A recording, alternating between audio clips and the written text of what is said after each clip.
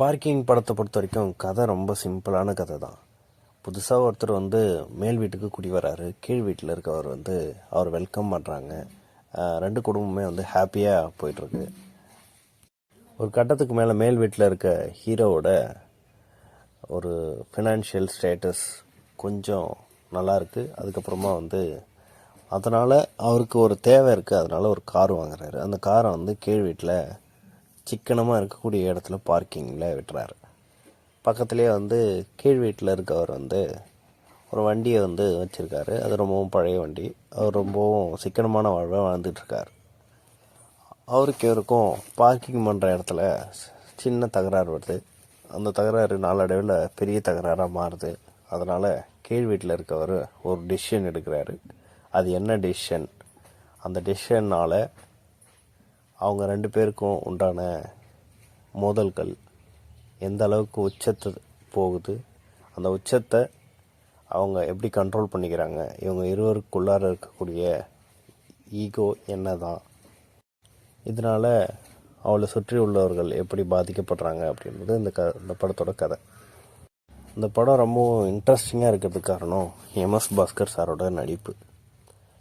அந்த கதாபாத்திரமாகவே அவர் திரையில் இருக்கார். அதனால் அது ஈஸியாக நமக்கு அந்த கதாபாத்திரம் தான் நடிக்குது அப்படின்ற மாதிரி பார்க்க முடியுது. எம்எஸ் பாஸ்கரை ஒரு சீனில் கூட பார்க்க முடியல. ரொம்ப ஈஸியாக எல்லாருக்கும் இருக்கக்கூடிய பிரச்சனை தான் ஈகோ. அந்த ஈகோ பார்க்கிங் அப்படின்ற ஒரு ஸ்பேஸ்குள்ளார பொருத்தி அதனால் ஒரு மனுஷனுக்கும் இன்னொரு மனுஷனுக்கும் பழிவாங்கிற உணர்வும் அந்த குணமும் எந்த அளவுக்கு அவங்கள ஒரு மனுஷன் தன்மையை இழக்க வச்சுட்டு மாற்றுது அப்படின்றது இந்த படத்தோட சுவாரஸ்யமான விஷயம். அதனால் எல்லா சீனுமே ரொம்ப இன்ட்ரெஸ்டிங்காக இருந்தது. அடுத்தடுத்து என்ன நடக்கும்ன்ற எதிர்பார்ப்பு இருந்தது. இந்த படத்தை பற்றி நெகட்டிவாக சொல்லணும்னா ஒரே விஷயந்தான், இந்த படம் இவ்வளோ லென்த்தாக இருக்கிறதுனால அதோட இன்ட்ரெஸ்டிங் எந்த அளவுக்கு இருந்ததோ அது கொஞ்சம் கொஞ்சமாக குறைஞ்சிக்கிட்டே போகுது. ஒரு படத்துக்கு இதான் லென்த் அப்படின்லாம் கிடையாது. அந்த படமே அதோட லென்த்தை எடுத்துக்கோன்றது உண்மை தான். இந்த படத்துக்கு இதோட லென்த் கம்மியாக இருந்ததுன்னா ரொம்ப நல்லா இருந்திருக்குன்ற மாதிரி எனக்கு ஃபீல் ஆச்சு.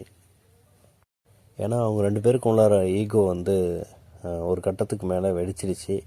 அந்த ஈகோ நீ ஒன்று பண்ணுறியா நான் ஒன்று பண்ணுறேன், நீ ஒன்று பண்ணுறியா நான் ஒன்று பண்ணுறேன்னு போய்கிட்டே இருக்குது. ஒரு கட்டத்துக்கு மேலே அடுத்து இவர் ஒன்று பண்ணிட்டாரா அவர் இன்னொன்று பண்ண போகிறாரு அப்படின்ற ஒரு போரிங் வருது. அதுவும் இல்லாமல் இதில் முக்கியமாக சொல்லணும் அப்படின்னா ஈஸியாக ஒரு சில சீனை அடுத்தடுத்து கெஸ் பண்ண முடியுது. இது எப்படி போய் இந்த படம் முடியுன்றது படம் ஆரம்பிக்கும் போதே புரிய வருது. அவங்களோட ஒய்ஃபை கர்ப்பிணியாக காண்பிக்கும் போது அந்த கர்ப்பிணிக்கு ஒரு பிரச்சனை வரும். அதனால் இவங்க இருவரும் ஒன்று கூடுறாங்க அப்படின்றது படத்தோட ஆரம்பத்துலேயே நமக்கு புரிய வருது. இதை தான் நான் நெகட்டிவாக பார்க்குறேன். மற்றபடி இந்த படம் இந்த வருஷத்தில் 2023 வந்த படங்களில் மிக சிறந்த படம்னு சொல்லலாம். ரொம்ப எளிமையாக கையாண்டிருக்காங்க. அதனால் இது நல்ல படமாக வந்திருக்கு. இந்த படத்தோட மியூசிக் கொஞ்சம் இடத்துல நல்லா இருந்தது. அப்புறம் போக போக ரொம்ப த்ரில்லராக அந்த மியூசிக்கை மாற்றுறோன்ற பேரில் அது இந்த சீனுக்கு பொருந்தலை அப்படின்ற மாதிரி எனக்கு தோணுச்சு. அப்புறம் ஹரிஷ் கல்யாணுக்கு ஒரு நல்ல சீன் உருவாக்கணும் அப்படின்றதுக்காக அவர் எப்பயுமே ஏற்கனவே ஒரு படம் ஒன்று எடுத்தார், எஸ்பெட் ராஜாவும் விஜயராணியும். அந்த மாதிரி அந்த படத்தில் ஒரு பாட்டில் எடுத்துகிட்டு போய் அடிப்பார். இந்த படத்துலேயும் அதே மாதிரி சீன் இருக்குது. அது பார்க்குறதுக்கு ஒரே மாதிரி இருந்ததுனால எனக்கு ஒன்றும் பெருசாக இன்ட்ரெஸ்டிங்காக இல்லை. ஆனால் அவரோட ஆக்டிங் ஒரு